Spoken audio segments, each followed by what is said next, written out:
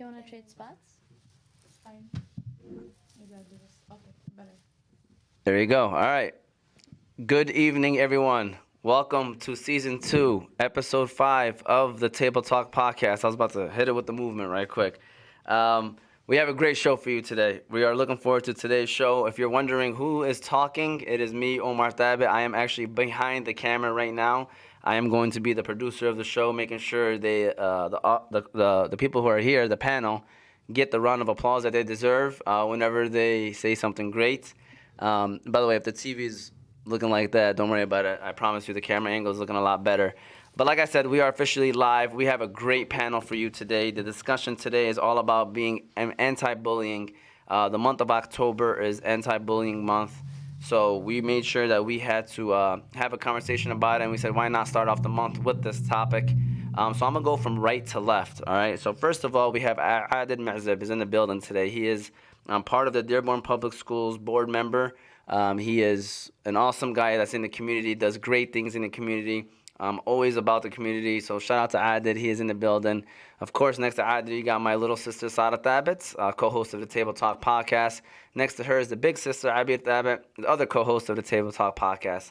And then next to Abid, we have Safiyyah Abdullah, teacher, coach, does it all. They're going to introduce themselves in a little bit as well, but does it all. We appreciate her coming on the show. And then next to Safiyya is Eman Ali-Ahmed, principal of Salina Intermediate. People in the community definitely know Eman. Eman low-key is one of our connections here at Oz Media. She's the one that gets a lot of people on the show with us. So we appreciate Eman in the building today as well, ready to deliver some great information to all of you that are listening. While you are listening, okay, feel free to subscribe to our page, Oz Media 313 on YouTube. Facebook and Instagram is Motivate Me 313. You can listen to this show later on Apple and Spotify podcasts under Oz Media. And if you are interested in a conversation, remember you can always call in. The number is 313-306-1750. Again, the number is 313-306-1750. I know we usually go live on Tuesdays, but today we went live on a Wednesday because it worked out for everybody. So we hope that you enjoy the show on a Wednesday. I know what they are enjoying right now is some Qahwa House coffee. They are enjoying some Qahwa House coffee, and that is our first ad of today. So kick back and relax and listen to this ad of Qahwa House. The Qahwa House. The Qahwa House is the first coffee shop of its kind. The Qahwa House is a family business established in 2017 for the sole purpose of providing the best quality Yemeni coffee with no added preservatives, artificial additives, or flavors. You can stop by Qahwa House to try their famous Yemeni latte, Adani Shahi, Mafawad, and Jubani coffees. You can also stop by to try their delicious pastries, such as the Yemeni favorite Sabaya, their sembusas, and their new menu item, Everything Mini Bites. There are currently 4 Qahwa House locations, with 2 of them coming soon as well to make it a total of 6. Their 4 locations is West Dearborn, East Dearborn, Williamsburg, New York, Lombard, Illinois, with 2 new locations coming in Canton, Michigan, and Petersburg, New Jersey. So no matter where you're at in the country, be sure to stop by a Qahwa House and get a glimpse of what the Yemeni culture is all about. Shout out to the Qahwa House one more time. We appreciate them and all that they've done. All of our other sponsors as well. You got Hanley International Academy, the Balkan House, and BC Adhesives. We appreciate each and every one of them. With that said, let's get this show on the road. Like I said, today's topic is all about anti-bullying.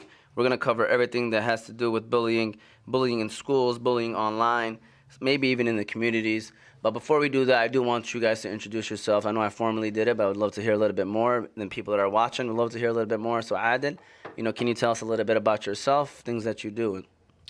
Well, thank you, Omar, and thank you to Sarah and Abir, yep. For being here today. I'm very honored to be with some of the amazing educators that we have in the community, Ms. Eman Ahmed and Ms. Safiyya.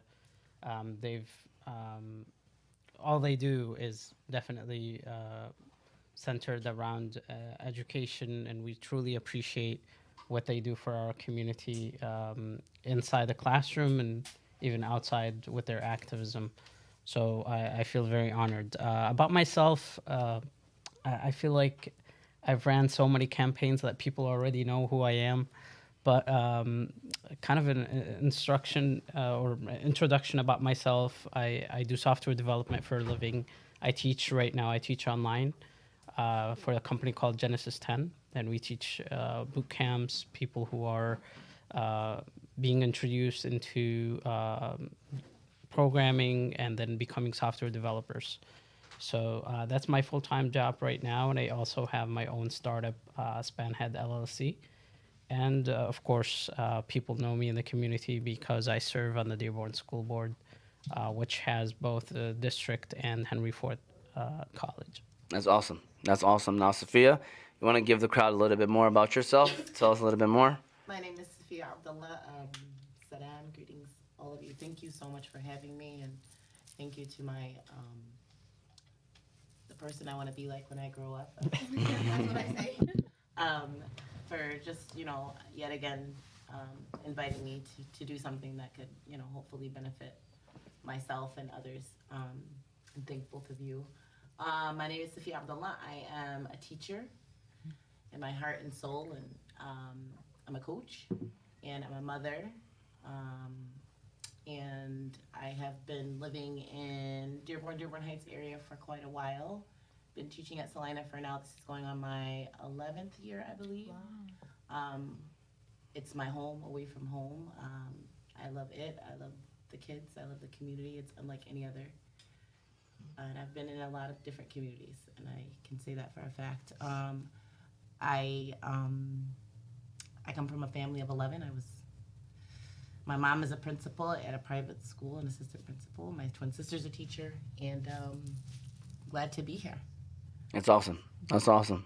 Just came back from a volleyball game. Volleyball Just game. had to throw that in. We won. Yes. Yeah.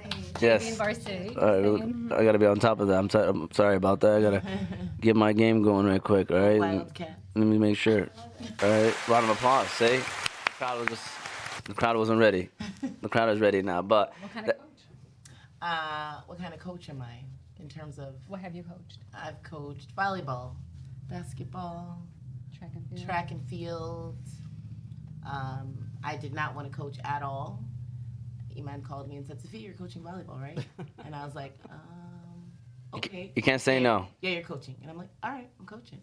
And then I fell in love with it. So, and the same thing happened with all the other sports. So, it's awesome to build those connections with the girls, and really, it's more than just coaching. It's life coaching for them, and it's beautiful to see them blossom as they go through the different stages in their school and athletic careers, because they really grow on and off the court, and it's good to be a part of that. I do want to add a good leader sees potential in their staff, so 100%. First. How I got to Salina. Yeah. It's actually at Bridge. Oh, wow. And You don't have to share that part. I was just walking across the street from Bridge, and but it's a funny story. We'll talk about it later after the podcast. All right, there you go. And then, of course, we got Eman Ali-Ahmed, for those that may not know. I mean, she's been on the show already. Anything new? How's the school year been so far, Eman? Anything you want to share with the audience since the last time? I keep saying what it's been, alhamdulillah, knock on wood, it's been such a great start to our school year. I feel like, parents, the energy from parents, from students, from staff, I feel like even our first initial, building level professional development meeting was so positive. It was just a feeling that we got, that everyone was just so ready to roll up their sleeves and finally have some normalcy to the school year. So it's been an excellent start. I can't believe it's October. Yeah. And we're just ready. The kids are doing great. And like I said, we just came back from a beautiful win. Go Wildcats. There you go. And, That's twice they said it, and they looked at us. I bet what's going on right now? Wildcats. All right, go Wildcats. All right. Well, our girls I'm trying to recruit. We're trying to recruit here. Yeah. Well, So- it's the line in Dearborn Public Schools. The funny part is, you guys can't see, but Amar is wearing a volleyball skis. Listen, subliminal messages being said right now in both I ways. see that. I see that. No, our girls basketball team, they're newer, so that they're not as up there, but they won their first game Yeah, yesterday. So they did. We were very proud of them. That's amazing. For sure. So, like I said, today's topic is about anti-bullying. So, first of all, Caltrace said, "Shoot, best show." My wife did mention this, so I do want to mention this. The best way people to hear y'all is to speak into the mic, as y'all can hear me. So that goes for like everybody. If I want to maybe push it, it actually moves. You could just, it'll turn towards you. I put a little bit more power into it, then probably hopefully move, or if you want to stay like that. But yeah, so that, and then Mahat, I believe that's Customs by Mahat, said, I love them ladies, if I'm correct. Last name is Enmaudi, is that? Yes. Okay, there you go. Shout out to her. Shout out Another to wildcat right there. Yeah, yeah. And by the way, Wildcats tuning in. there you go. Friends of the podcast too. She's on the show too as well. So shout out to Mahat. So, bullying. I'm gonna start off with you, Eman, as the principal of a school. Why is it important to address a topic like bullying? I think it's definitely important to be proactive as a, as a school community, and educating our kids and just being proactive to ensure that it doesn't happen in schools. And during my parent meetings, and making sure that the parents know the signs of what bullying looks like. How your kids can come home and some of the symptoms, whether it's like loss of appetite, or maybe they're not sleeping right, or the sadness, or just anxiety or depression. So looking for signs, and also being proactive in addressing, what bullying looks like, and here are the consequences to bullying, and why we shouldn't be doing it. Okay. So I think just taking that proactive approach as a school community is super important. For sure. And then for those that are wondering why we are having this conversation, we kind of been on the topic of mental health, right? And we feel like this kind of coincides with it. We are actually going to be talking about it more next week as well with our guests. So, this is why we figured it would be best to continue on with these conversations. So, Safiyya, as a teacher, as a coach, why do you feel like it's important to address bullying? And maybe more specific for you as a coach, how often do you even see it, being a coach as well? Oh, definitely. It's very, but I'm able to identify it and address it. And like Eman was saying, just being proactive in terms of it. It's important to address it because it's important to be proactive when it comes to bullying, because it's that serious, and the consequences of it are lifelong many times when we don't know how to be proactive.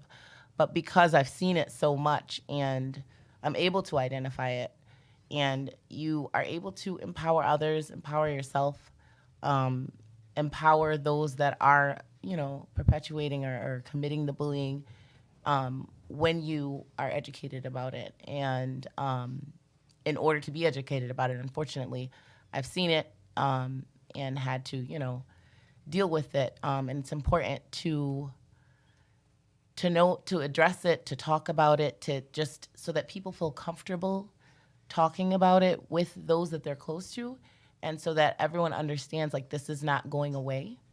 It's not normal. It's not just kids. It's not just, everything will be fine.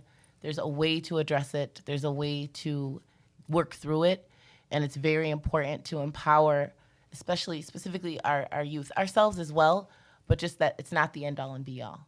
Because many times when you're a victim of bullying, or when the kids are being bullied, they feel like that's it. This is my life, and there's nothing I can do, and helpless.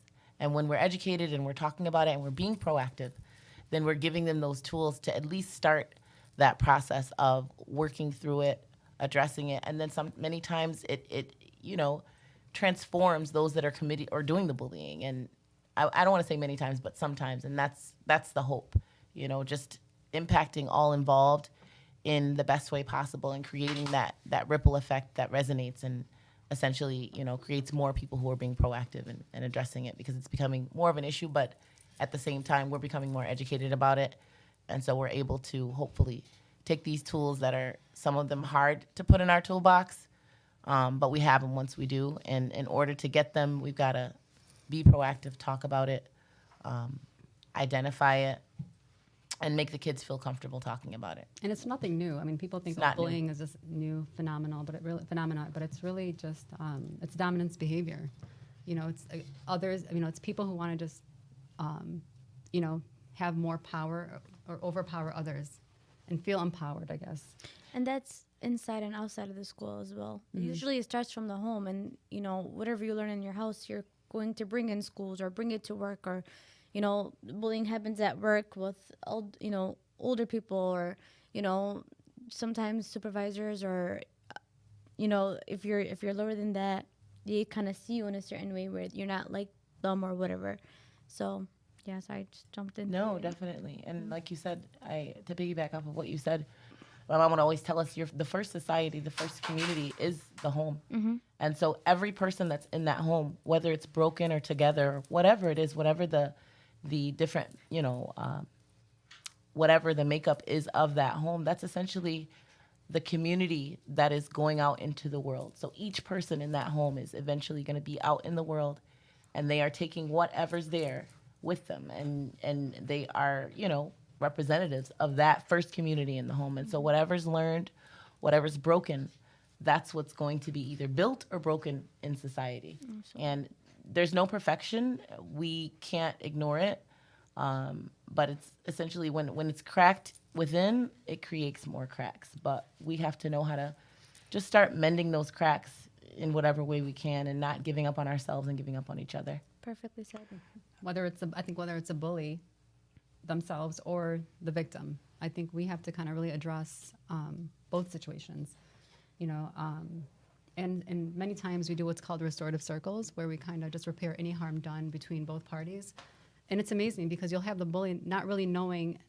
I mean, they like to feel that power, they like to have that dominance behavior, and they like to feel like they have the control, and you know, the whole, whatever it's intimidation, or they get a kick out of making fun of others. But there's something in there that's, we got to really figure out what it is to kind of help support the bully and prevent it from happening again, but also, you know, making sure that the victim is supported. And within that restorative circle is, I mean, I've done it in middle school, and you'd be surprised. It'd be a group of boys, and the boy would start crying, not realizing, hey, you know, you made me feel like this when you did this, you know, and then just not, and the kid not really understanding that, hey, his actions made the child feel that way. Yeah. Or the victim feel that way. So getting kids to realize the damage of bullying or the effects of bullying is also, you know, imperative. For sure. For sure. I mean, you're a first grade teacher. You know, is this something that you see even in your classrooms and stuff like that? Like, you know, why do you feel like it's important to address it? Is this something that you might even address in your classrooms? So being proactive is very, very important, especially when they're really young, because at that age, they really don't know if they're a bully or not. Like, it could be as, you know, small as someone having a toy, and then because they don't want to share, or they want to share it, but they're like, well, you have to do this for me, and you have to do that, and like they'll take advantage of the surrounding, you know, of the students that don't have, or they'll see someone wearing pink and they're a boy, and they'll be like, oh, they're wearing pink, and they don't realize that what they're saying and what they're doing is really affecting the other student. So for me, it's always like in the beginning of the year, I was telling you when we first started the year, I'm like, we need to do a podcast about bullying, because a lot of the students come from families that they might joke that way, you know, and they might think, oh, you're soft if you take it, or you're sensitive, or you're whatever, and then they're used to that environment and they bring it, you know, to the classroom. But for me, it's like, no, we're all a family in here. We don't make anyone feel a certain way. We care about each other. If you don't like something, you need to tell them, I don't like it, you know. So I'm specifically teaching them strategies to like stop it, you know, and building their confidence, because there's kids, obviously, even when it comes to grades. You believe it or not, like, oh, you got a 7, I got a 10, you know? That's bullying, making someone feel belittled in that way. So it's very important. I was watching a TED Talk. I usually like to watch something that, you know, is about a topic that we're talking about. And I almost cried for this man. He's a grown man, and he's talking about how when he first moved to a new city, a kid told him, you want to fight? And he said no. And then the kid was like, well, I want to fight. And he beat him up. And he left, he went home, and his mom told him that he did the right thing for running away and turning a cheek. And it's like, he's like, I never realized that that's what she taught me, you know? So as he got older, thing after thing, he had a coach. He missed a layup, and the coach told him, you're sitting the rest of the season. If you don't want to sit on the bench the rest of the season, then quit. So he's like, I quit. I ran away. He kept running away from the problem and not facing it until 12 years in his marriage. His wife bullied him, you know, telling him you're not a man, or, you know, man up, or, you know, you're not providing enough, whatever, using words, to the point where he waited 12 years and ran away from his marriage. He kept running away until he found out, like, where he had to wake up and realize he had to face it and become a more confident person, someone that spoke about things that were bothering him, and he learned the strategies to cope with it. So it can keep, like, that cycle continues even as an adult. So it's something that we really do have to kind of get to it as soon as we can. Just want to give a round of applause for that. That was a good answer, everybody. Good answer. Adel, you want to jump in now with the same? Yeah, I wanna say, you know, Eman mentioned something about usually the perpetrator is looking for dominance, but most of the time what I see things happen is that usually those what we call bullies now are folks who have been bullied on before. Like, they're former victims, and they're trying to encroach or trying to take back, hey, I was bullied on, so I have to do it on somebody else. And that perpetuates among a lot of people.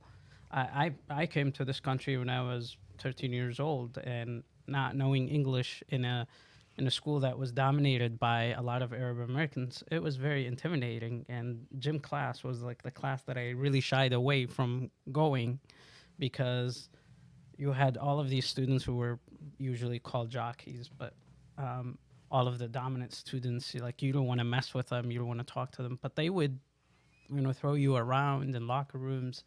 It was very terrifying moment to go into. Hey, gym class, I'm gonna face all of these guys all the time. So, but thankfully there was somebody who would stand up for me, right? And he was always there, although he wasn't that big, but he's somebody who was very confident. He's very popular, so he would stand up. So the days he would miss, I would fake also not going to that class. I'll be like, I'm sick today, or my leg hurts, because I'm afraid of confrontation. But it's always happening when somebody's weak.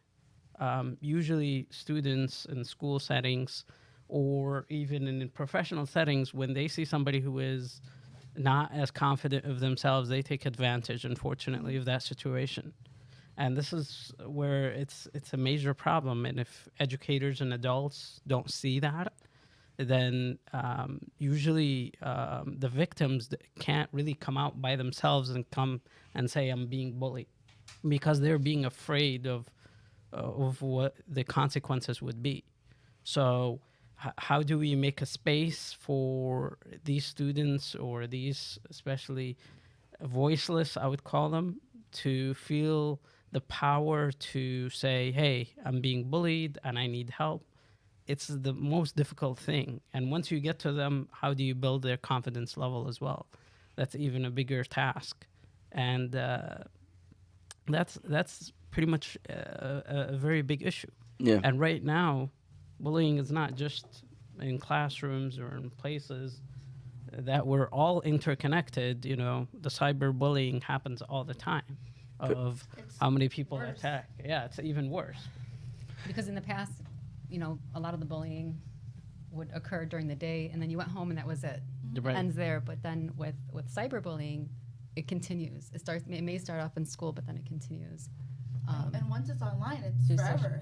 And sometimes you don't even know who's behind the screen, and that's even more scarier. Whether it's text messages or social media, whether it's Snapchat, Instagram, Facebook, and it's unfortunate. It really does happen, and we experience that a lot. And what I tell kids is that whatever is put on social media or these apps, we will figure out who it is. Don't think it ever gets erased. It's somewhere in the cloud, and if we need to investigate, we'll get there. And just getting the kids to realize nothing's ever anonymous. And yeah, and you could track it and you could follow it.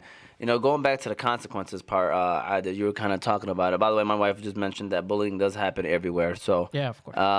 The consequences, I guess. So let's say someone doesn't have that person, and so they're just dealing with it every day. I guess you kind of talked about it a little bit, but what are some consequences?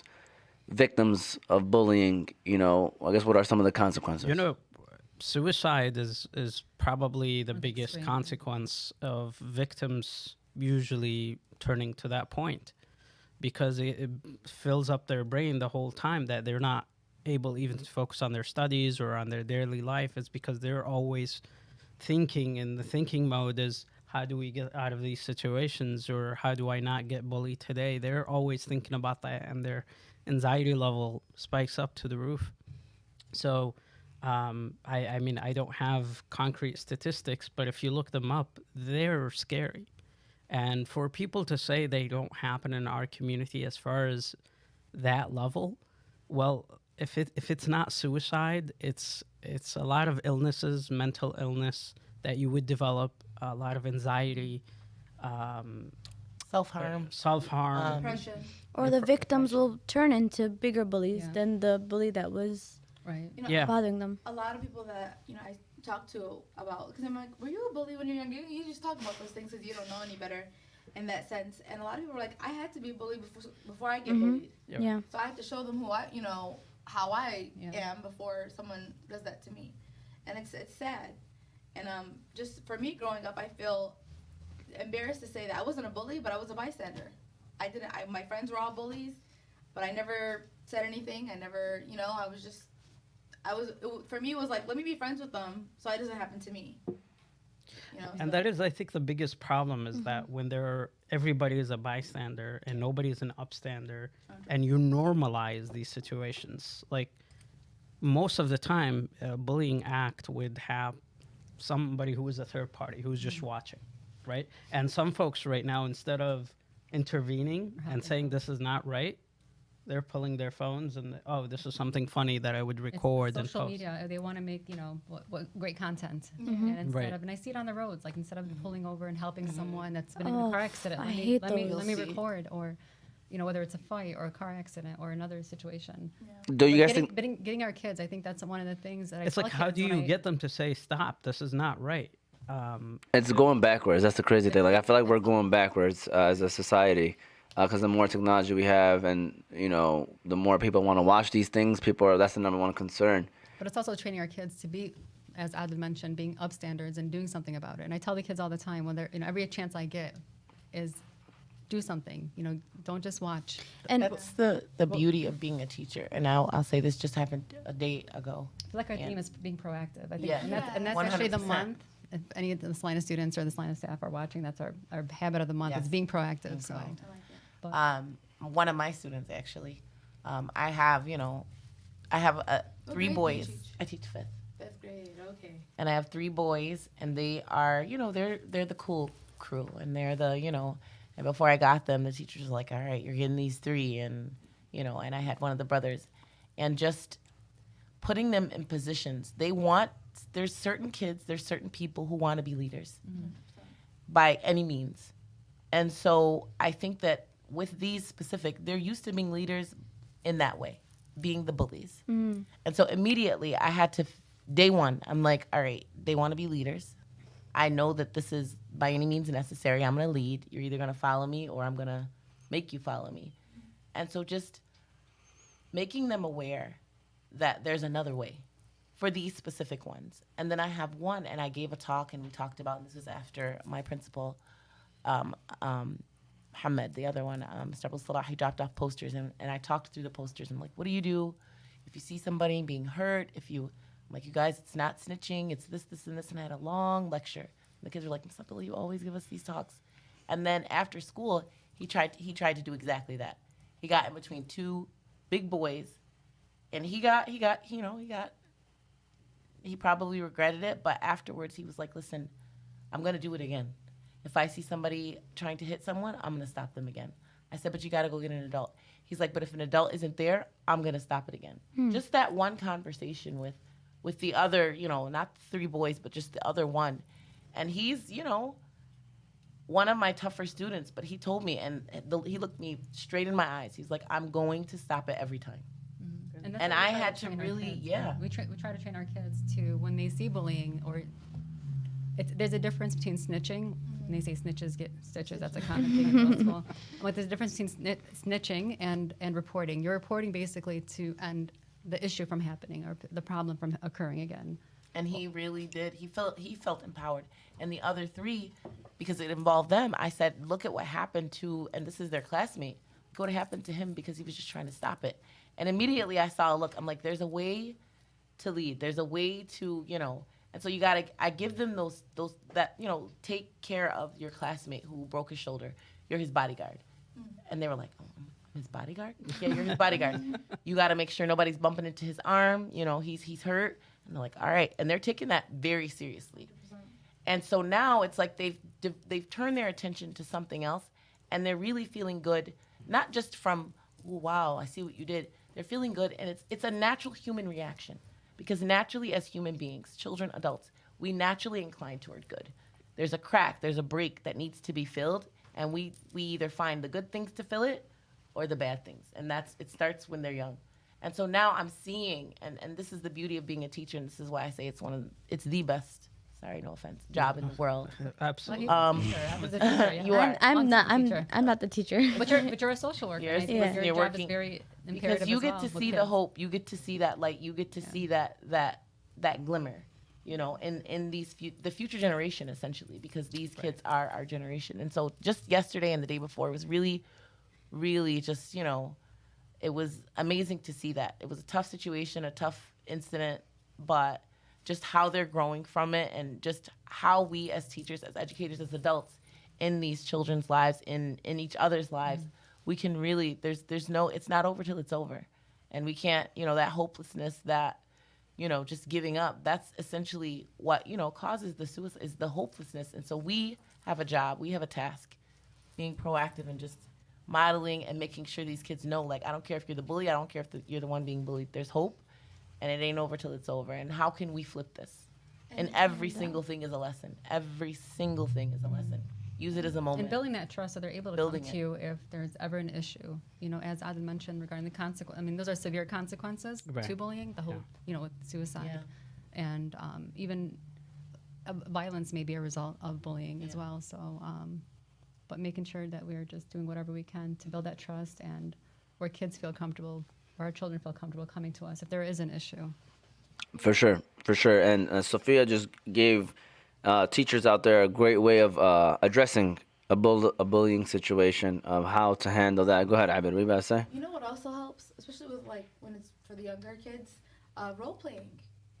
Like putting the bully in the position that the being bullied. You know what I'm saying? The victim, yeah. And yeah, how do you feel when he said that? How do you know what I'm saying? It's because a lot of the times they can't, like, especially when they're younger, they can't see or feel anyone but themselves of what they're feeling. You know, they can't put themselves in other people's shoes yet.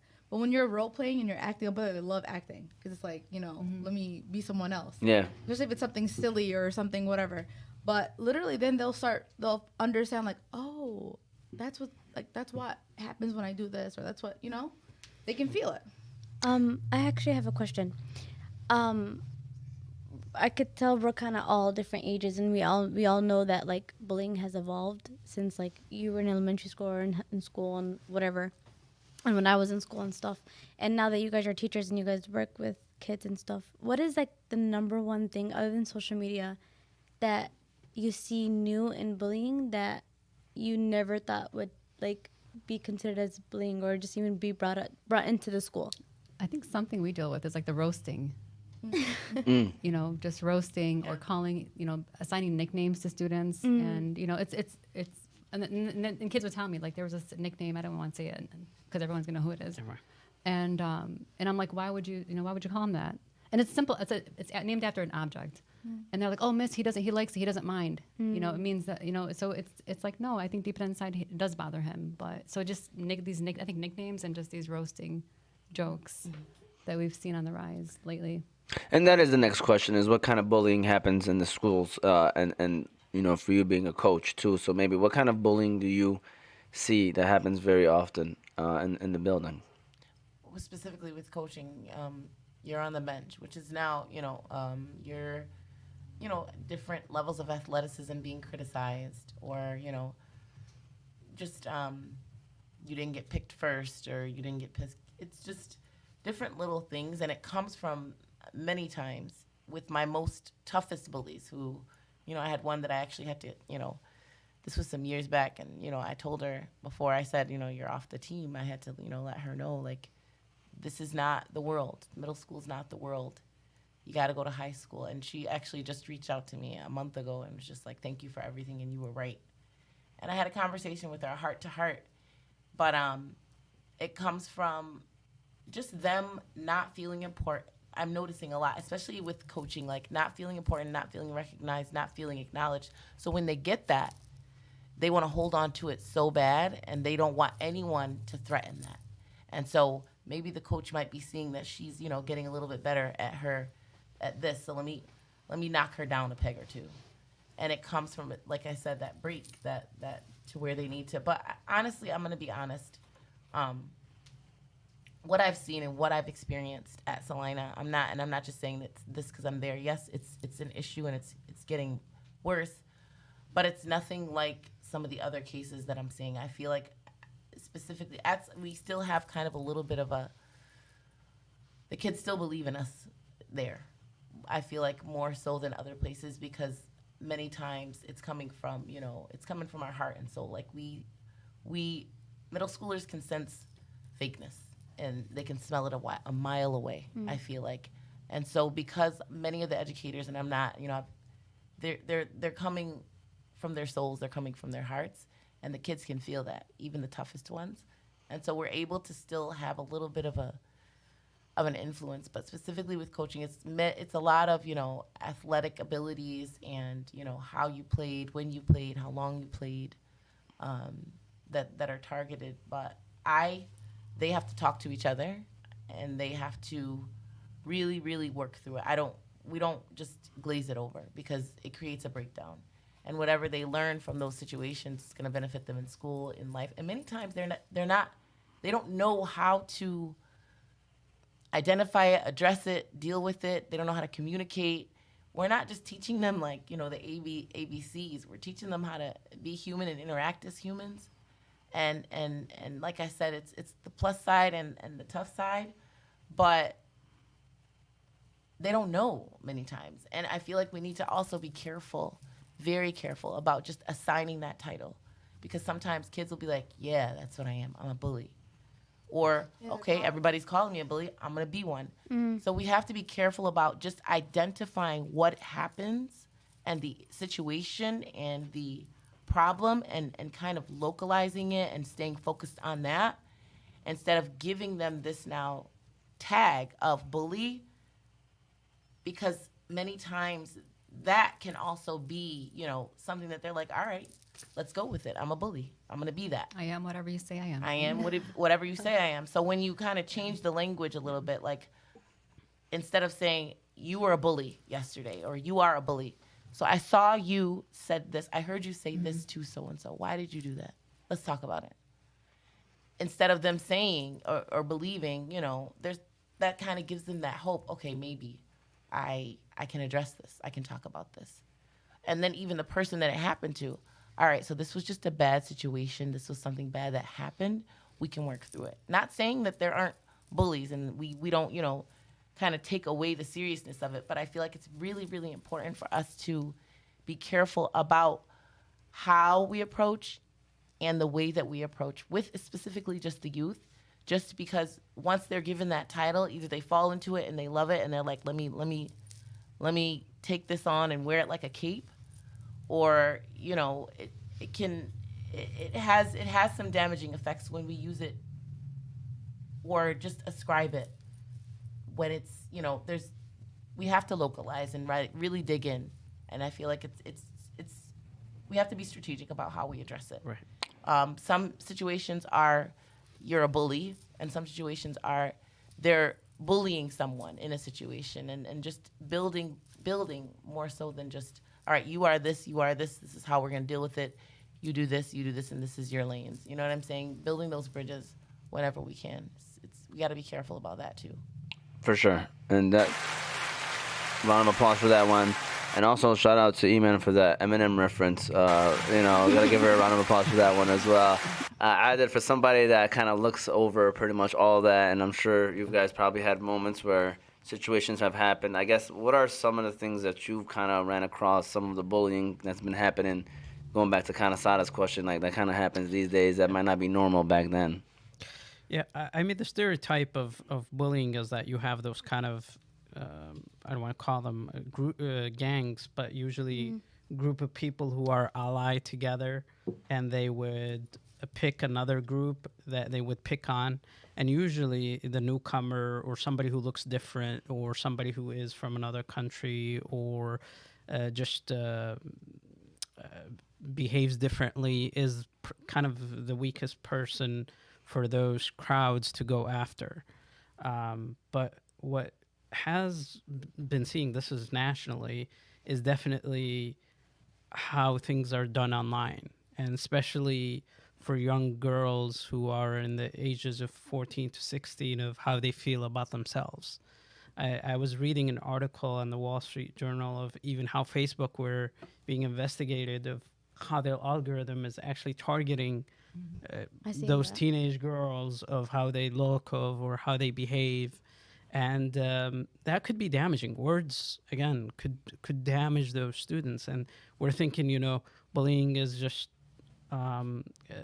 physical, could be, or where you would find somebody and then you would gang up on that person, and but it could be with words of putting that person down, or of making low-key racial comments or something about how the way they dress or the way they carry themselves, and that could have a devastating effect on that victim. And those folks, unfortunately, they don't find the avenues or where do I go to talk to. And that's why something that is very, very important right now is the investment in social workers and folks, adults at schools who are not necessarily teachers, but folks that you can go and talk to and say, hey, I'm facing this issue. Can you help me? Because most of the time, the victim, they would either keep it to themselves, and that's the biggest kind of problem, but or they would just tell a trusted friend, and that trusted friend may just keep it between them, and it keeps on and on for a very long time. And usually, where sometimes there are no adults are there, that's when kind of everything is at play, right? So if you're either at the gym or playing grounds, that's when things happen, or bathrooms right now. And again, of making this a sensation, this is a TikTok challenge, let's do this. And they don't know that these have devastating effects even in the future on those students and their families as well. And unfortunately, I'm going to say this, and folks might blame me for it, but I'll say it. Parenting does a huge deal of if you know that your son or daughter is doing some harm to another student, and you don't apologize for it, and you don't make yourself work on that with your child, then you are part of the problem. And that needs to be checked, because I see parents will be like, kids are kids. No, this is not right. I know, and we have to distinguish between being confident and being a leader and being somebody who is intimidating and being a bully. And again, I would also be very strategic. I agree with Ms. Abdullah's. Like, we really have to be strategic about how we label that to kids, that you're committing the act of bullying rather than you are the bully, because it takes so many acts of bullying in order to be labeled the bully. But how do you turn that bully into somebody who's an upstander and somebody who is a true leader, a positive leader, is the biggest challenge that educators have in schools. Right. How do we also You want to get closer to the mic, Eman, to make sure. Yep. So how do we also teach our kids, like when they're in a situation, because like you said, it's happened to you in gym class. You know, you may or may not report it. I think just building our kids where they build, whether it's self-confidence or their self-worth or self-esteem, to be able to stand up to it, and not just stand up to it to retaliate, but also kind of like not, depending on the situation, of course. I mean, if it's serious, if someone's beating you up, then it's a different situation. But if it's like name calling, just to ignore it. Peer pressure. Yeah, but ignore it, because bullying is almost like an imbalance of power. So if me and Adel, like as Adel is bullying me, verbally bullying me, and I retaliate, I'm feeding into what he's trying to do. So just making sure to kind of either ignore it and just walk away, because then the bullying feels like, hey, he doesn't have that power over you. Yeah. If that makes sense. Yeah. So I think that there's some things that we can teach our kids. If this happens to you, of course you want to report it, but in the meantime, do not engage. Walk away. Because that's what the bully wants. They want to feel power over you, because bullying is basically, like I said, it's an imbalance of power. But then they'll be like, oh, they walked away from me. They can't talk to me. They can't, argue back. Blah, blah, blah. But they'll find someone else to bully. Absolutely. Yeah, because eventually, when you don't give them what they want, They want attention. Yeah. And even as adults, I've dealt with bullies even recently as adults, and all they want is that attention. They want to feel that power over you. And a So lot of you basically just ignore it and just, yeah. know your self-worth, know your, be confident Absolutely. in who you are as a person, as a human being, and just walk away or ignore. And I think that's part of it, is knowing your self-worth. I think people need to really parents, first of all, need to teach their kids knowing their self-worth. I think it starts in the household. Obviously, teachers can help out with that, and who you surround yourself with can help out with that as well. But you definitely need to know your self-worth, because once you realize it, then you'll realize that this is something that you don't got time to deal with. Like, it's just another petty argument waiting to happen, and you'll realize that that person is just trying to get your attention. They're trying to get on your nerves. They're the one with the problem. You'll realize that as well. Once you get older, like, it seems like they're the ones that have some kind of issue. Or So they're not getting enough attention. yeah, Right. You Or know, they have issues in their own personal life. Yeah. They feel like they have, this is a way to kind of just feel Yeah. empowered. for sure. I feel like everyone brought up parents in some sort of way, and it's very crucial. But we have to really keep it real. Some parents are bullies to their kids. Yeah. And that's I was gonna say siblings. Siblings could be bullies. Too. That part. Older siblings. and But it's really serious. It's 100%, because if you feel belittled by your parents when other people Or do, your you think it's siblings. normal, and then you know what I'm saying? You don't know how to kind of retaliate in a way where you are confident. You already have that low self-esteem from the house. So when you're leaving the house and bullying is happening to you, it's like you give up in a way. Like, everybody thinks this way about me. Yeah. But I feel like if your parents take the time to, Build the confidence. build your confidence, also talk to you and tell you, like, listen, if anything is happening, look at the signs. If they're not eating, or if they don't want to go to school, their stomach is always hurting them. Like, parents play a huge role in every aspect. even just them feeling alone. Like, if the child can't talk to the parents first, that's where they feel the most alone. So why would they feel like they can talk to anyone else? That's your first point of contact, your first line of defense. And do not disregard that, because that's very crucial. If the kids come to you and say, I'm being bullied, that's, suck it up. Or be a man. Like, get. You're too sensitive. Right, yeah. mean This is the bullied? worst thing that you can do, especially to any kid, boy or girl. And this is where you need your attention, because the minute that you do that is you're telling them, I'm not going to listen to you, no matter how severe that is. And then you're going to regret it later, because that person will lose their self-esteem, will start thinking, I'm not good enough. I should definitely suck it up and just deal with it. But you have to work with your kids, and you have to engage with the educators and say this is happening, because most of the time it's not being reported at school. Most of the time it's not being reported to adults. So, and please work with educators, make sure that you bring this to their attention instead of storming the school or storming the hey, my kid is being bullied. It has happened so many times, and I think Eman and Abdullah can attest to that. But it's very important that you address it right on, and that you put a plan, and schools will put a plan, behavioral plan for those aggressors, ways of where the student can build self-esteem skills, of coping skills, of this is how I'm going to respond when I'm being bullied. This is what I'm going to do. This is how to disengage, right? And when you are, as a parent, when you are seeing those serious signs, instead of just not wanting to face it, because sometimes parents just don't want to acknowledge, like, something's wrong with my child. It's easier to say they're fine, because then you don't have to admit, okay, I think I've failed my child, not failed them, but just I've made a mistake in some kind of way. I've missed something. I'm not as good of a parent as I thought I was. Just taking that moment to reflect, and also just acknowledge something is wrong. They are not okay.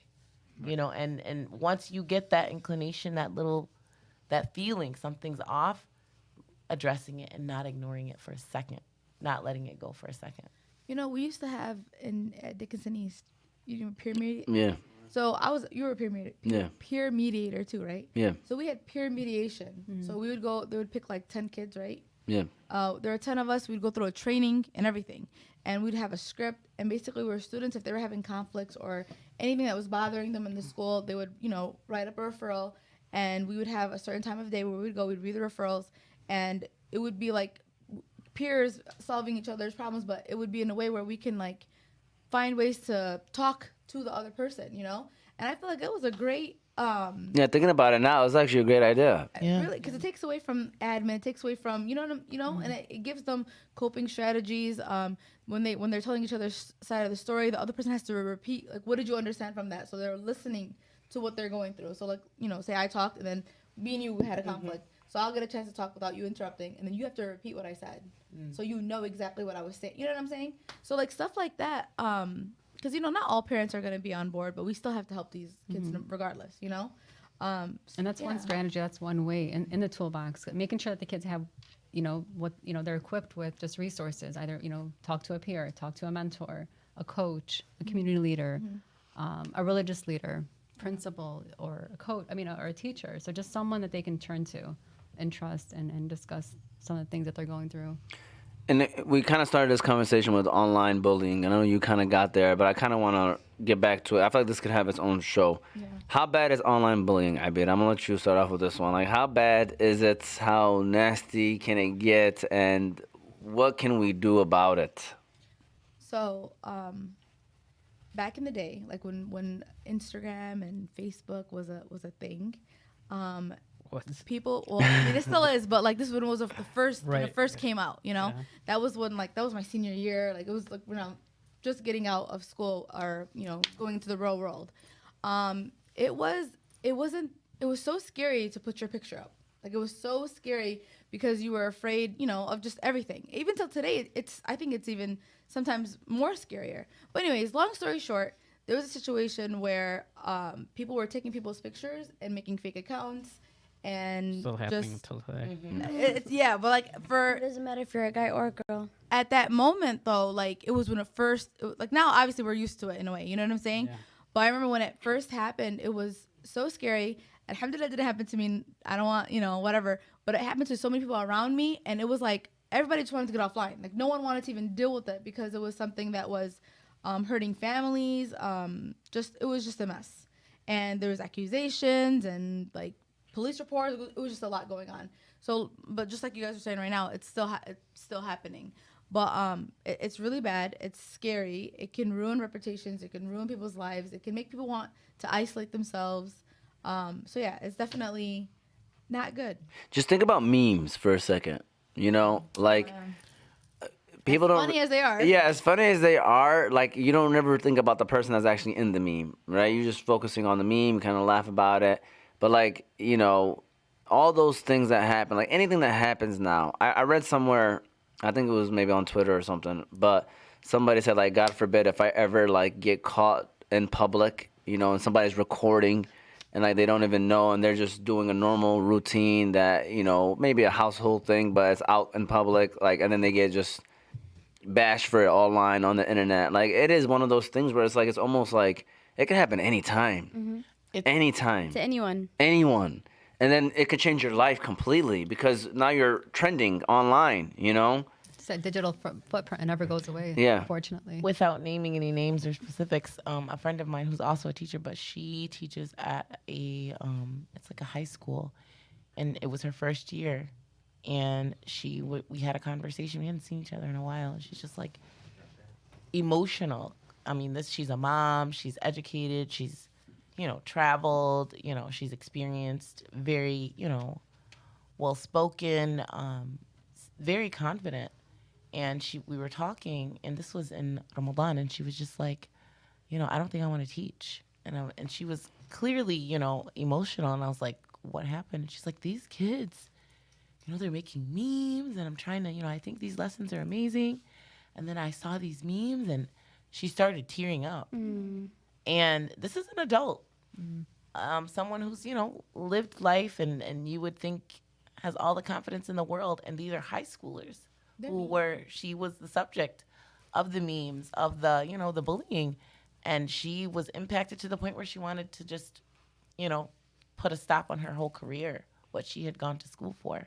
So the online bullying, I feel like it's because it doesn't stop. Once it's out there, kids, adults, anyone can do with it what they will, and it's like you said, there's no reprieve. It's like you go to bed, you wake up, and this is, you know, we think, you know, we know it's not just happening to the kids, but this was a case of children bullying, you know, an adult, and she was clearly affected. No, and especially if you're well known, like whether it's in the community or a celebrity, those affect them as well. Mm-hmm. Like especially, I don't know, I remember her name. I think she was in Modern Family, but there was a specific meme about a specific actor, and she literally said that ruined her life. Like, she had to go to therapy right after. She did not want to be in the spotlight anymore. And even though, like, it's funny because especially with online bullying, because you're just behind a screen, you think you could say or do whatever you want because there's really no consequences, or they don't know who you are or whatever. But it's devastating, and it needs to stop. Yeah. Amen. Do you want to chime in on this one with the online stuff, or you have anything you want to say about this? And No, it's just they become like these keyboard warriors and become anonymous. So it's just easy to bully or cyberbully, online. But I think like it goes back to just again being proactive, especially when it comes to referring to schools and stuff. Just being proactive and letting them know that it's unacceptable, and here's the why. well, we got a couple comments. I just want to read off. First of all, someone commented that I remember when I was bullied when I was younger, and Abed helped me overcome them. Thank you so much, Abed. So Abed stands up as a commenter. So just wanted to read that off. I want to say that when I was a bystander, it was elementary school. When I got to high school, I was not that. So. I was actually just scolding students about being bystanders in a situation. Yeah, just no. yesterday. When I was younger, I think it was more of me being afraid that I would get bullied then. Uncle Nash. Oh, sorry. See, you guys could hear Speaking that. of the bully. Oh, this guy right here is king. Hold on, let me just make sure I do this correctly. He's our uncle. He's like tough love. Wait, is he calling in? Yeah, Uncle my Nash. Yo, what's up? All right, so this is actually great that he's calling, okay? Because we can address this right now. If we get emotional, we're about to get emotional, Uncle Nash. Nishwan owes me an apology. Hey, first of all, yeah, we're on the show, You guys Uncle are Nash. live? Yes. Yo, 6 model. No, I'm just playing. Go ahead. All right, so this is my Uncle Nash. I'm not gonna call him a bully because we're not gonna do that, right? We're not gonna give him that name. But Nash, in all seriousness, he's tough love. He's tough love. Is there a fine line? I'm gonna let you answer this, Nishwan. Is there a fine line between bullying and showing somebody tough love? Or joking. Or joking, I guess. Yeah, joking around and bullying. Like when is it like officially you feel like okay, now you're bullying this person? Yeah, there is, because first of all, I mean, if you're just doing it to random people and not care about it, like, okay, when I mess with you guys, especially, like, so I know she got tough skin, Sada does. So, like, I'll mess with her or Abby, like, or people from the family or friends that I know. I don't just go doing it to random people I don't know unless they deserve it. But other than that, yeah, you got to know who you're joking with, who you're messing with, and not to just do it to just random people, because certain people take it different way. Okay. By the way, were you calling for something personal, or were you actually calling to have a comment on what's going on too? No, there's something personal. All right. Well, thank you, Uncle Nash. I'll go ahead. Yeah. Did you do that earlier, or? Yeah, I'm gonna give you a call afterwards. Okay, I'll talk to you later. All right, take it easy. I figured he was calling during the show purposely because I thought this would be a great situation. Keeping on with the commenting though, like someone mentioned, why don't people just block people online whenever that happens? What are your thoughts on that? Do you think it's that simple? Go ahead, Sada. It is not that simple because they can make a whole new account right away, and it could be Starfish 123. The next account will be Starfish 1234. It's that easy. It literally takes 2 seconds. Right. Yeah. So Depends on which social media you're on, but usually right now, I think social media companies started like to catch up. Mm-hmm. So you can actually report like tweets, or you report posts that might be slanderous, or that might be dehumanizing, or words you don't like, you could kind of mute them. Well, yeah, but I'm saying, like, if somebody's saying something terrible about me, I could even actually schools now, we actually exhausted a lot of times when somebody brings this up and says that this student and so is posting about me online and I want this to get resolved, and there's a lot of time wasted or let's say time spent on this thing when it should not be in the first place. Folks should carry themselves the same way online or in person. But unfortunately, as I think somebody mentioned, the keyboard warrior, I think it was you, Eman, people feel entitled to say whatever they want to say. Like it's a free, open place where you could say whatever. And it's not. And I'm glad that now social media companies are catching up to that. But blocking is not as easy as, oh, I'm done with the situation, because you're still living in the same circle and you know that these group of people are still saying those things about you online, especially closed groups or things like that. I feel like the use of cell phones in middle schools is very harmful. And I'm glad that we're doing something about controlling it now being used in classrooms, because it's a huge distraction to begin with. And the other thing is it creates a lot of these opportunities for people, unfortunately, to go online and bully and take photos of others and say, hey, I got photos of this person. And you would think school is there as an inclusive community where you go there to learn and have fun, but not a place where you would feel, oh, I'm dreading to go to school because I'm going to be bullied by those folks. And these kids these days are very clever. Yeah, they're They're very they clever. obviously they're born with technology, so they know how to hide those things, or those proofs, right? For sure, they know all that. We're gonna get a quick ad for the Balkan House Restaurant, which is our second sponsor of today. Then we're gonna keep the show rolling. The Balkan House Restaurant. The Balkan House Restaurant is famous for their doner kebab sandwich. But did you know that the Balkan House now serves breakfast? Did you also know that all their food is 100% halal? The Balkan House now also have 2 food trucks, so you can book your next party or event with the Balkan House on wheels. Their Hamtramck location is 3028 Kniff Street, Hamtramck, Michigan. Their Ferndale location is 314 West 9 Mile Road, Ferndale, Michigan. Again, you can book their food trucks for your next party or event. So if you're looking for a nice place to eat with friendly service and great prices, look no further than the Balkan House Restaurants. So we were kind of talking about this earlier, and we were kind of having a debate of does this actually happen, and the question is, what kind of bullying happens, maybe in our communities or maybe in our workplace, and how can we address it too? That was a question. Sada, I don't think you've started yet. So what kind of bullying do you feel like? First of all, does it happen in our community or in the workplace? And maybe give us an example, maybe. Yeah, bullying has no age, no gender or anything. Bullying happens everywhere. Specifically, see, in school, which it feels like a blur, but I remember in school, one of the things the most thing has been what was bullying at the time when I was in school was being popular. If you were popular, if you were, you got the new kicks, or if you got the new clothes, or if you didn't wear the same shirt for 3 days, you get what I'm saying? So that still, though, happens outside the school as well.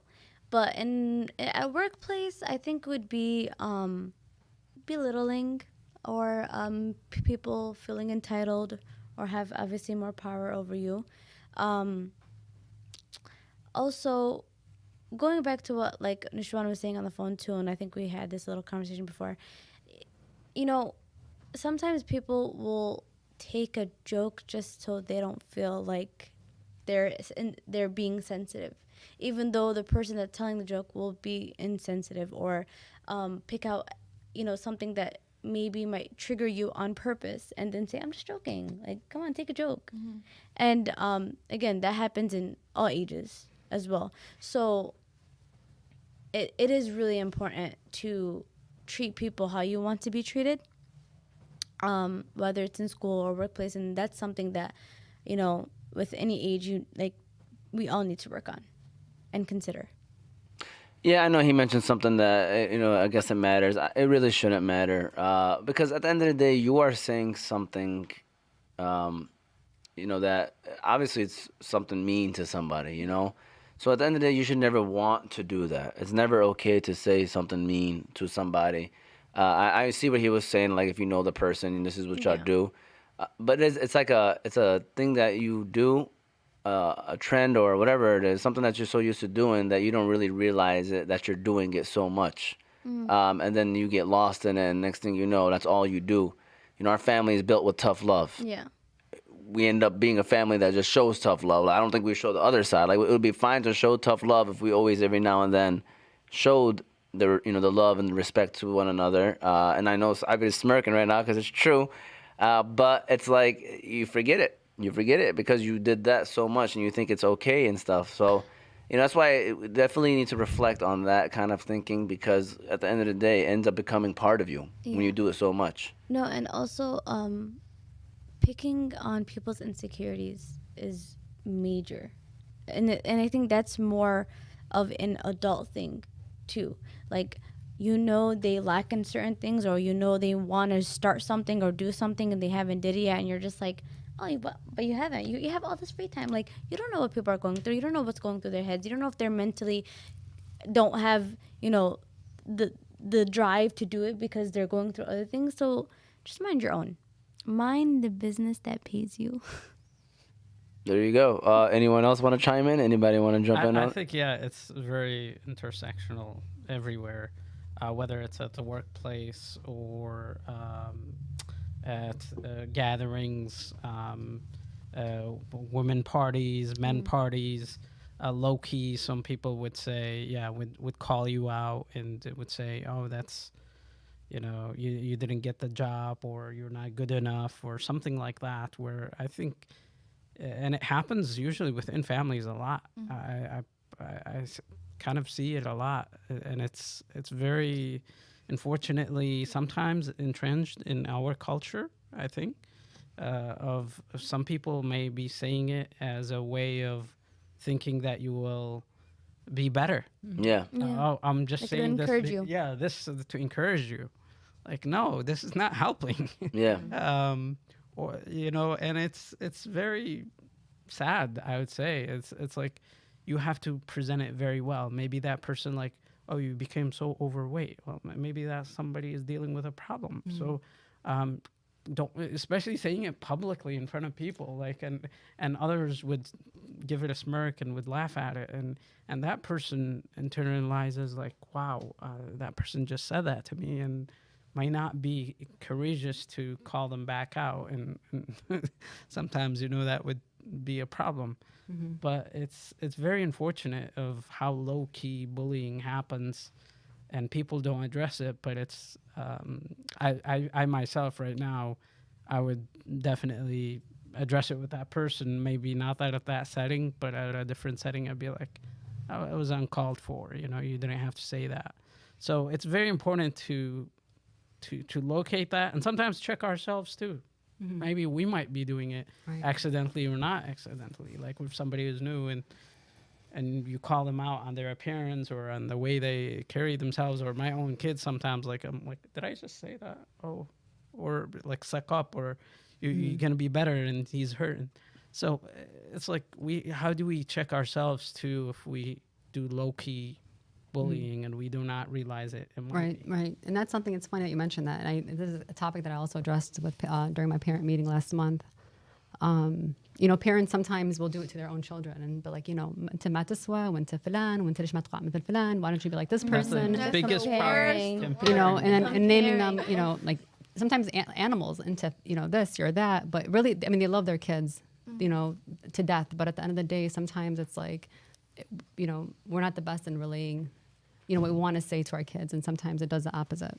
And like you said, sometimes we say it thinking they're going to do the opposite and be better, but you don't know. Sometimes it truly affects them. So making sure that you tell your child when you drop it, like, on my way to school, with my daughter's Sada, just making sure, make sure to be a good person, make sure to be kind, make sure to help someone, make sure, of course you want to be the best. And sometimes that's another thing that we tell our kids to be the best. No, you want to do well, but you want your friends to do well as well.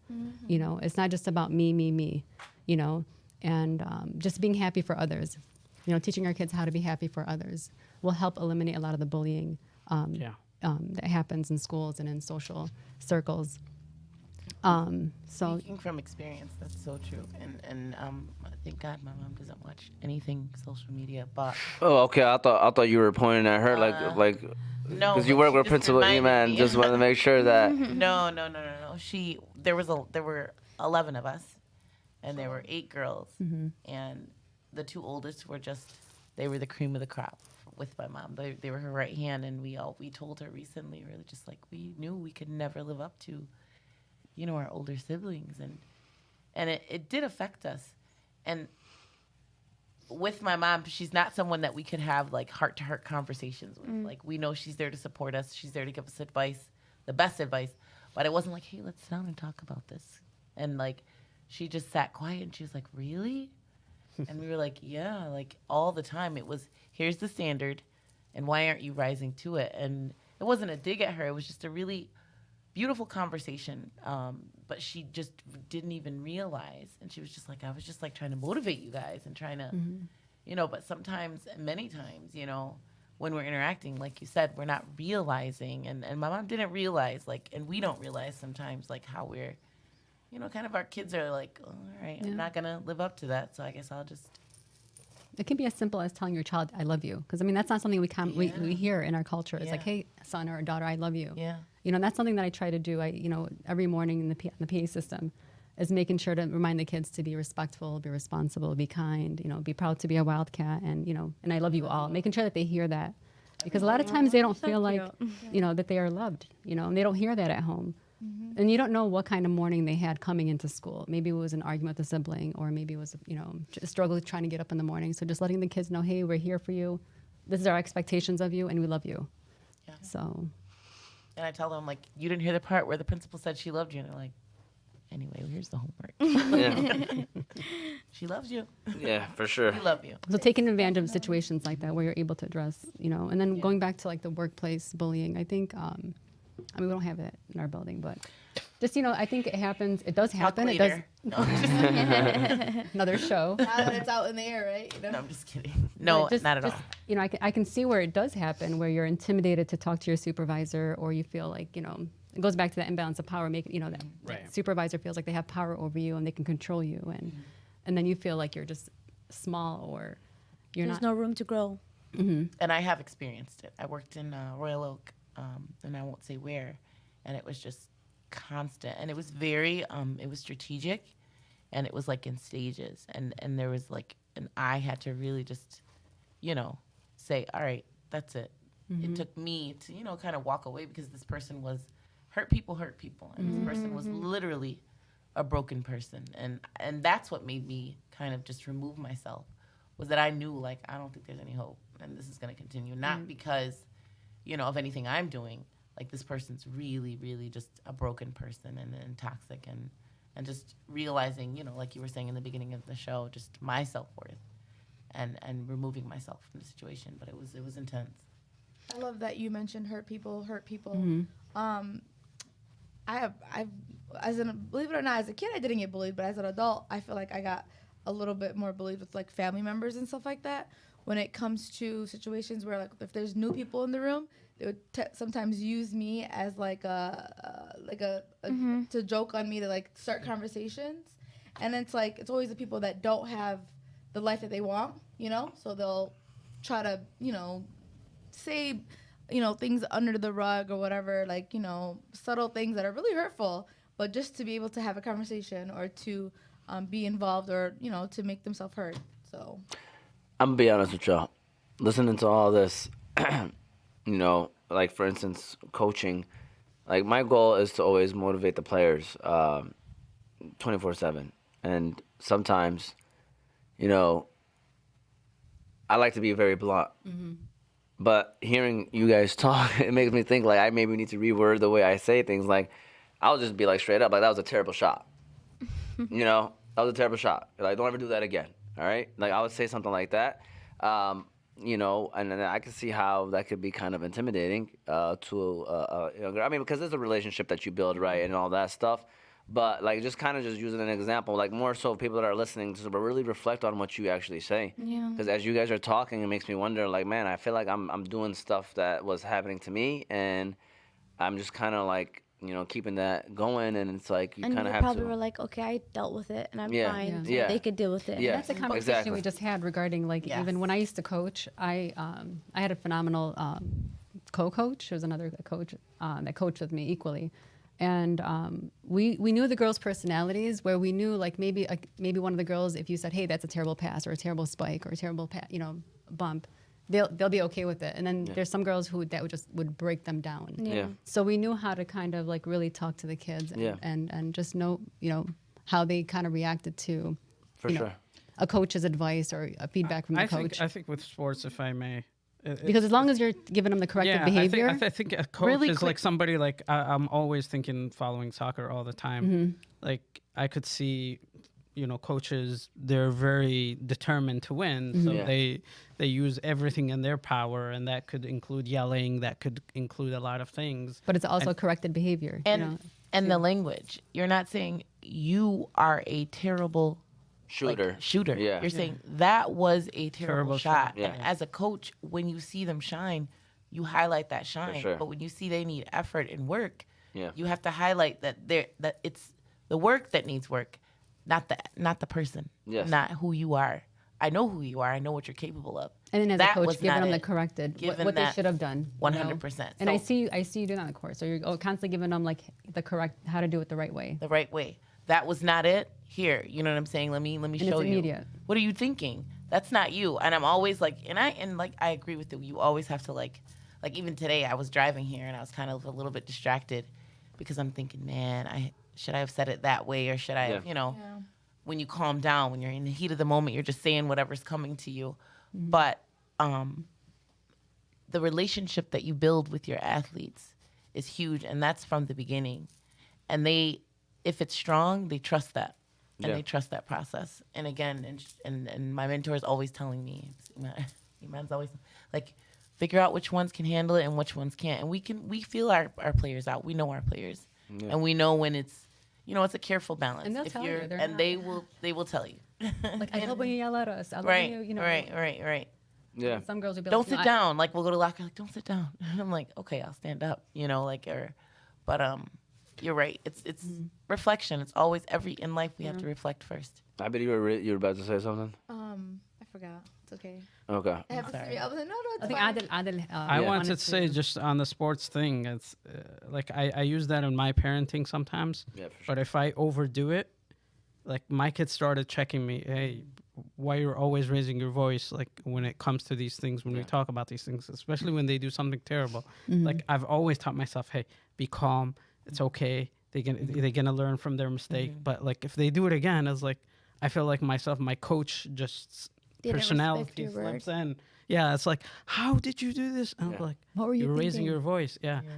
I'm like, oh, you're right. All right, let's calm down and talk about it. And the second time that this thing happens and we talk about it calmly, 180, everything changes all the time of how do you address it, and do you address it in the right way, in the right moment. And I think, dealing with girls and boys is obviously very different. Boys can tolerate. I think girls are more sensitive. But being I did say- I was mindful, gonna being say- mindful. One second. We're a generation. One second. I'm not being stereotypical. Hey, we're I outnumbered. know. saying, We're outnumbered. like- We're like- outnumbered. Yeah, I know. But the guys usually sometimes when you're addressing something, like you could talk man to man, right? Like and then, but to the girls, you have to be oversensitive about situations where you're addressing things and. But being not mindful, being being mindful how you mindful. talk to like the players, because sometimes as a coach, they get it, but then you don't know what's carrying over into the locker room or into the classrooms or just post game. Especially if Behavior. they look up to you, I look up to their coach or teacher or whatever, and when they feel like they're disappointed in them, that might really affect them emotionally, where like they'll shut off. Yeah. I would say like in high school, I feel like the coaches are way more meaner in that aspect. But I feel like one of our counselors was a coach growing up, and he was very tough on the players just in general, But I feel like if any coach did what he used to do, I feel like the kids this generation just can't take it in general, boys or girls. They can't take as much as I feel like what we took when we were younger. Yeah. It was a lot more. But see, with that said, you talk to Mozip and Ali, they'll tell you that that was the best coach that they ever had in their 100%. life. He was You know? an amazing Yeah. person, but he did Yeah. very He was aggressive. aggressive.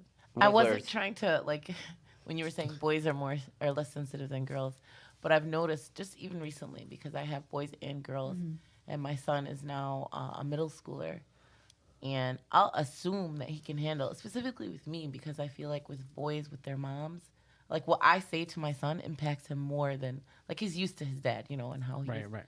But when I say something to him, it's like he takes it deeper. But he doesn't show. He just I can see that he's affected more deeply than even my girls. So I think that with boys and girls too, but I'm not a boy, so I can't say this, but I'm just from the outside looking in. I feel like with boys and young men, like it's who is it's coming from too. Yeah. 'Cause I would With say- girls, it's like, I don't care. I'm gonna react how I'm gonna react. I don't know. That's if they're sensitive, if they're not sensitive. But with young men and boys, it's like who is saying it and how it's. I feel like it's a different type of sensitivity and a different type of emotion that's attached to how things affect them. For sure. Great convo, and believe it or not, we are reaching the end of it. So my next question to all of you is, I guess, advice for anyone that may be a victim of bullying. What is it exactly that you would tell them to do? What advice would you give them? I'm gonna let you start off with us, Adel. So what advice would you give someone that is a victim of bullying? Yeah, reach out, see who your trusted friends, mentors. There are a lot in your inner circle or out of circle. Please do not let it perpetuate because it may damage you even forever. Because you are going to be remembering this for a very long time. So do not let it perpetuate. Do not let it stay for a long time and act like or normalize it, right? So you want to make sure that you correct it in the moment. For parents, please sit down with your kids, talk to them about these situations. Talk to them about how to be an upstander all the time. Like if you see something, you have to do something about it. You don't just stay there and laugh or take your phone and video. And again, play them or do the play rolling or role playing or saying, what if this happens to you, right? So, and be open. Be open always to your kids that they would come home and they would bring it all to you and they don't keep it to themselves. And if you establish that line of communication, it's going to stay with them forever. But if you close that door and you don't open that communication and they don't feel they can talk to you, then it creates that problem of them getting into that trap. Sada, great advice, by the way. Let Yeah. me make sure that definitely deserves a round of applause, by the way. I was gonna ask you to do that. Yeah, go ahead. I think that we're gonna be a realist here. It's a cold world, but do not let that affect your heart. Always try to do better. Always try to be a nice person. Good karma is out there as well. Build your self-esteem. Know your worth. Know what you are great at, and stand to it. And just don't listen to the haters. Shake them off, like Taylor Swift once said. Two references of artists. But I didn't get a clap Oh, for that one. There you go. All right. I don't know why y'all looking at me. It's the crowd that's sleeping right now. They're gonna wake up. All right, Abid, what advice would you give somebody that is a victim of bullying? First, I want to start off by saying, like, my advice to parents: whatever you tell your children, that's going to be their inner voice when they grow up. So if you're feeding your kids with "you're not gonna ever be worth it," or "you're this and you're that," and "why don't you be like this and why don't you be like that," that's going to be the voice that they hear in their head until no matter what, until they grow up. It's going to create doubts. It's going to create blocks where they can't fulfill their full potential. So that's one. If you are being bullied, please let someone know. first try to tell the bully to stop, because sometimes bullies don't even know that they're bullies.